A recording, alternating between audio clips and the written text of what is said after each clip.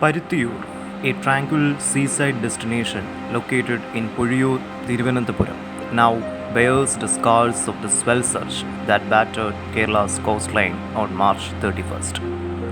A phenomenon Kallakadal or swell surge had thrown normal life haywire. It had left this village with damages, and uncertainty looms among the fisherfolk here. 2:30 മണിയോട് കൂടിയാണ് ഈ ശക്തമായ കടൽ വേലിക്കയറ്റം ഉണ്ടായത്. അപ്പോൾ അതിനു മുമ്പ് ചെറുതായിട്ട് കയറി പോയിക്കൊണ്ടിരുന്നു.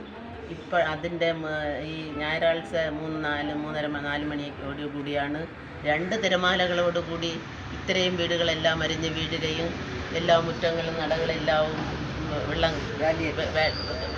വേലിയേറ്റം കയറ്റി വെള്ളം കയറുകയും അങ്ങനെ വൃത്തികേടായിട്ട് നമ്മുടെ വീടിൻ്റെ അകത്തൂടെ മണലും കുപ്പകളും കല്ലുകളും വന്ന് കയറി അങ്ങനെയാണ് മോനെ ഇത്രയും വലുതായിട്ട് വന്നത്. ഇതിനു മുമ്പ് ഇങ്ങനെയുള്ള ഇതില്ലായിരുന്നു.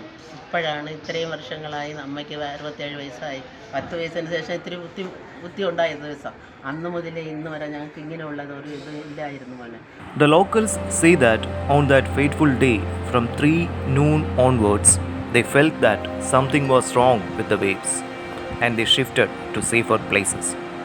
Then at around 5 in the evening, huge waves ravaged the area. The surge flooded their houses and streets, disrupting transportation and vital services. It also caused erosion of the beach and embankments, damaged vegetation, and reduced soil fertility. Drinking water sources have also been polluted, and the locals are now staring at waterborne diseases. 10 വർഷത്തിന് മുമ്പ് നല്ലപോലെ കിടന്നു. 10 വർഷം കഴിഞ്ഞതിന് ശേഷമാണ് ഇപ്പോൾ ഇനി തിര ഉണ്ടാവുന്നത്. ഈ കല്ലടുക്കിയ ശേഷം ഉണ്ടായ തിരയാണ് ഇപ്പോൾ വീടെല്ലാം നശിപ്പിച്ച് പോകുന്നത്. ആൾക്കാർക്ക് ബുദ്ധിമുട്ട്, ജീവിക്കാൻ പറ്റുന്നില്ല. മാർഗ്ഗം ഇല്ല. എവിടെയെങ്കിലും നാട് വിട്ട് പോയാൽ തന്നെ ഏത് നാട്ടിൽ പോയാലും ഞങ്ങൾക്ക് ജീവിക്കാൻ പറ്റില്ല. നമ്മളെ നാട് വിട്ട് എവിടെ പോകാൻ ഇങ്ങനെ നമ്മൾ കിടക്കും. നമുക്ക് ജീവിക്കണമെങ്കിൽ ഇവിടെ ഒരു ആർബർ വന്നാൽ തന്നെ ജീവിക്കാൻ പറ്റും, അല്ലാതെ ഒന്നും ജീവിക്കും. According to the Indian National Center for Ocean Information Services, Kallakadal is caused by meteorological conditions in the southern Indian Ocean, south of 30 degrees south. A study revealed that specific meteorological conditions in the southern Indian Ocean supports the generation of long-period swells. These swells, once generated, travel northward and reach the Indian coast in 3 to 5 days, creating havoc in the coastal areas. അതിലകപ്പെട്ടത് 10 വീട് പൂർണ്ണമായിട്ട് തകർക്കപ്പെട്ടു. ഒപ്പം തന്നെ 400ഓളം വീടുകൾക്ക് വെള്ളം കയറി അവരുടെ വീടുകളൊക്കെ ഭാഗികമായിട്ട് നഷ്ടപ്പെടുകയും അവരുടെ ആഹാര സാധനങ്ങൾ, കടകളുടെ ആഹാര സാധനങ്ങളൊക്കെ എല്ലാം വെള്ളം കയറി നശിക്കപ്പെടുകയുണ്ടായി. ശരിക്കും പറഞ്ഞാൽ ഈ വീടുകളിൽ നിന്ന് വെള്ളം കയറി തന്നെ ഏകദേശം 50 ലക്ഷം രൂപയോളം നാശനഷ്ടങ്ങളാണ് നമുക്ക് ഉണ്ടായിട്ടുള്ളത്. ഒപ്പം വീടുകൾ അതുകൂടാതെ തന്നെ 68 ലക്ഷം രൂപ കൊണ്ട് MLA ഫണ്ട് ഉപയോഗിച്ചുകൊണ്ട് നിർമ്മിച്ച ഒരു ഹോക്കി പാർക്ക് അത് പൂർണ്ണമായിട്ട് നമുക്ക് നഷ്ടപ്പെട്ടു. അതോടൊപ്പം തന്നെ തമിഴ്നാടിൽ നിന്നും ഈ കേരള ബോർഡറിൽ നിന്ന് തമിഴ്നാട്ടിലേക്ക് പോകുന്ന ഒരു PWD റോഡ് പൂർണ്ണമായിട്ട് തകർന്നു പോകേണ്ട അവസ്ഥയാണ്. അവിടുത്തെ ജനങ്ങൾ, ഒരു വാർഡ് മുഴുവനുമുള്ള ജനങ്ങൾക്ക് അടുത്ത ഭാഗത്തോട്ട് പോകാനുള്ള ഒരു സാധിക്കാൻ പറ്റാത്തൊരവസ്ഥയാണ്.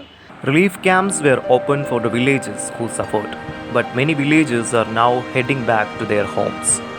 The villagers have also launched a scathing attack against political parties and their leaders. ഇനി ഇവർ 3 പേര് ഇലക്ഷന് നിൽക്കുന്നു.